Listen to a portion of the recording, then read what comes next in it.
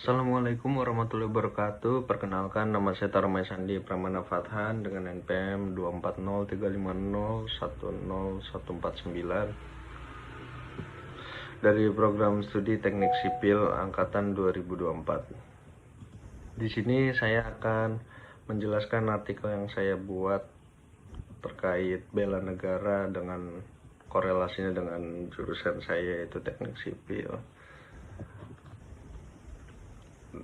Artikel ini menegaskan bahwa konsep bela negara di era modern tidak lagi terbatas pada pertahanan militer, tetapi juga mencakup sektor non-militer, khususnya pembangunan infrastruktur.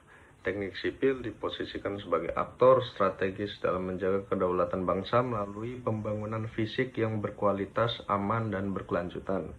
Infrastruktur dipandang sebagai fondasi nyata kehadiran negara sekaligus penopang stabilitas sosial, ekonomi, dan teritorial.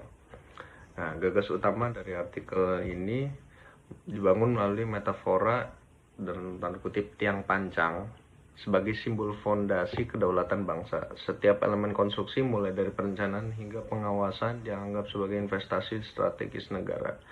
Apabila fondasi infrastruktur rapuh akibat bencana atau praktik tidak berintegritas, maka kepercayaan publik dan ketahanan nasional juga akan terganggu.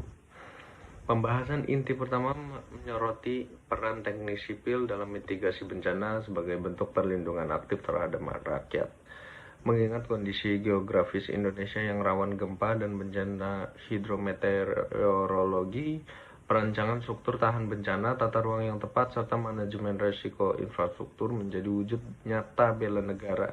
Infrastruktur yang tangguh memastikan layanan publik tetap berjalan dan mempercepat pemulihan pasca bencana. Selanjutnya, artikel menekankan pembangunan infrastruktur di wilayah 3T sebagai sarana integrasi dan penegasan kedaulatan teritorial. Jalan, jembatan, dan pelabuhan tidak hanya berfungsi sebagai sarana ekonomi, tetapi juga memperkuat akses pertahanan serta mencegah ketimpangan sosial yang berpotensi memicu disintegrasi bangsa. Pemerataan pembangunan dipandang sejalan dengan nilai keadilan sosial Pancasila.